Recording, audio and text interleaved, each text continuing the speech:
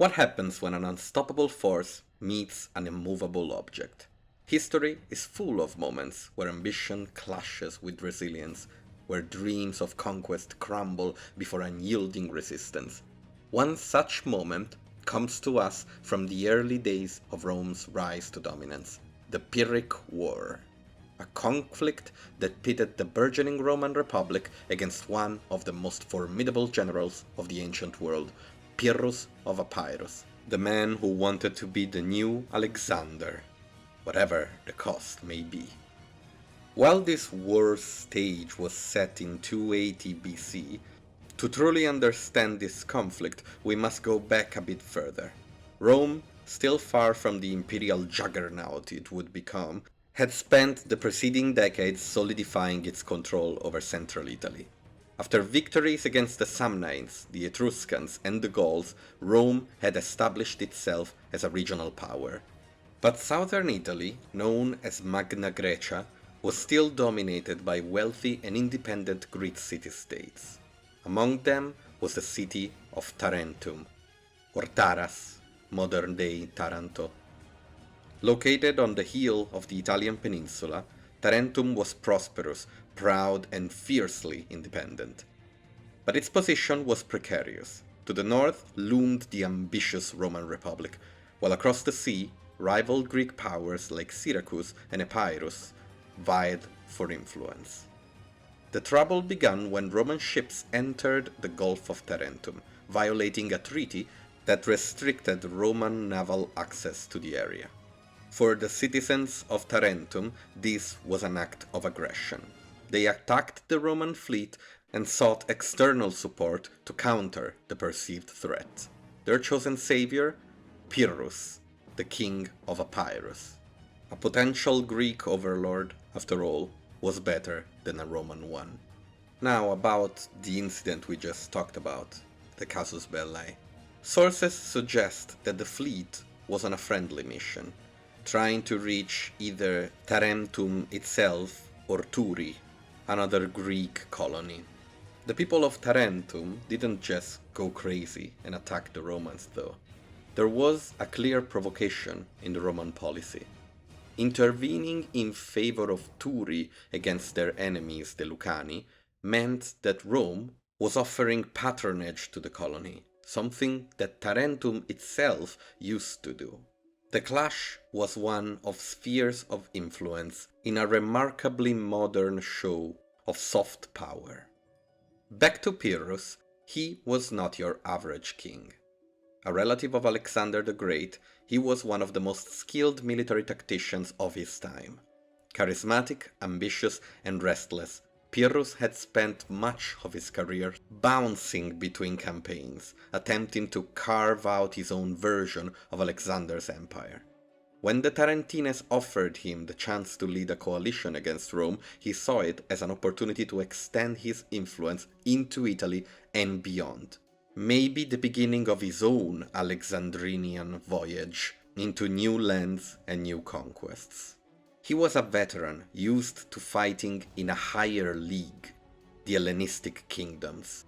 In comparison, Rome was going to be easy. Pyrrhus arrived in Italy in 280 BC with a force of approximately 25,000 men and a secret weapon that the Romans have never faced before: elephants. In ancient Greek, they said Phobos ruled the battlefield, the god of fear and terror. So you can imagine that while unreliable and not exactly the best of weapon systems, the elephants had an intimidation factor that made them formidable on the battlefield. Add to this veteran Macedonian phalanxes and a seasoned cavalry, and you get one of the best armies at the time, if not the best army. The people of Tarentum had ensured war was going to be the only solution when a man, Philonide, drunk, peed on the toga of one of the Roman ambassadors sent to try and smooth the situation out. The story, told to us by Dionysius of Halicarnassus, tells us that the Roman ambassador warned the Greeks that they were going to wash that toga with blood. With Pyrrhus now in Italy, the first major clash between him and Rome occurred near the city of Heraclea. The Roman army, numbering around 30,000, was determined to stop Pyrrhus' advance. What followed was a bloody and chaotic battle. Pyrrhus, leading from the front, as he usually did, was nearly killed but managed to rally his troops, and with the crucial help of the Elephant Corps, causing panic among the Roman infantry, he managed to win the day. The cost of the battle was staggering. Thousands of his best soldiers lay dead, and reinforcements from Tarentum and other Greek cities were slow to arrive. It was after this battle that Pyrrhus is said to have remarked, "If we are victorious in one more battle with the Romans, we shall be utterly ruined." This sentiment gave rise to the term Pyrrhic victory, a win so costly that it feels more like a defeat. But how did the Roman army inflict such losses to one of the best armies in the world? First of all, the Roman maniple. Unlike the more rigid phalanx, the Romans organized in smaller, flexible units called maniples, or manipulus. Every maniple was composed of a main corps of troops, either hastati, princeps, or triari, and a group of velites, light infantry throwing javelins and other projectile weapons. The main corps was divided in two units, or centuria, a frontline one and a backline one. Both centurias were led by their own officer, so a centurio prior, a commander of the frontline, and a centurio posterior, a commander of the backline. Being itself divided in three groups, and with two officers able to make decisions, the maniple was a flexible unit, capable of exploiting the natural cracks that would open in a phalanx formation on uneven ground, or even through just the unpredictability of the battlefield. Add to this the classic Roman discipline, the unwillingness to bend to any power, be it natural or human, and you get the perfect conditions for a slaughter. Pyrrhus was not ready to give up. Far from it. He advanced into central Italy, hoping to rally Rome's enemies to his cause. Yet, the alliances he had counted on failed to materialize. The Samnites and other Italic peoples, weary from their previous wars against Rome, offered only limited support. Rome, meanwhile, demonstrated its unique ability to recover from setbacks. Despite their losses at Heraclea, Romans quickly raised new armies, showcasing their resilience and discipline that would become hallmarks of their military system. In 279 BC, Pyrrhus faced the Romans again at the Battle of Asculum. Once more, he emerged victorious, but once more the cost was catastrophic. Pyrrhus had won another Pyrrhic victory. His Italian campaign was bleeding him dry, and he began to realize that his ambitions in Italy might be unattainable. As if the challenges in Italy weren't enough, Pyrrhus' attention was soon drawn elsewhere, across the sea.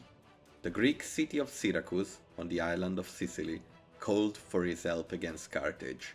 Always eager for a new adventure, Pyrrhus accepted, leaving Italy in 278 BC. For a time, he found success, even driving the Carthaginians from much of the island, but his autocratic style of leadership alienated the Sicilian Greeks, and after just a few years, he returned to Italy, disillusioned and weakened. By 275 BC, Pyrrhus' campaign was nearing its end. The final confrontation came at the Battle of Beneventum. Again, the Romans were ready, and they had learned a lot from their previous defeats. They used fire and skirmishers to neutralize the elephant impact, and Pyrrhus' army, diminished and demoralized, was defeated. He retreated to Epirus, leaving his Italian allies to face Rome's wrath alone. The Pyrrhic War marked a turning point in Roman history. It solidified Rome's reputation as a rising power in the Mediterranean Sea, and with the Greek city-states subdued, Rome could now turn its attention to new horizons, eventually clashing with another great power, the same great power Pyrrhus had pushed back from the walls of Syracuse, Carthage. As for Pyrrhus, his story didn't end in Italy. After his retreat, he continued his campaigns in Greece and Macedonia, but his ambitions ultimately outpaced his resources. In 272 BC, he met a rather unglamorous end when he was killed in a street fight in Argos, struck down by a tile thrown by an old woman. From Alexander the Great 2.0 to a bloody corpse on the streets of Argos. If you enjoyed this and want to support my work, leave a like, comment, and subscribe. Have a good one.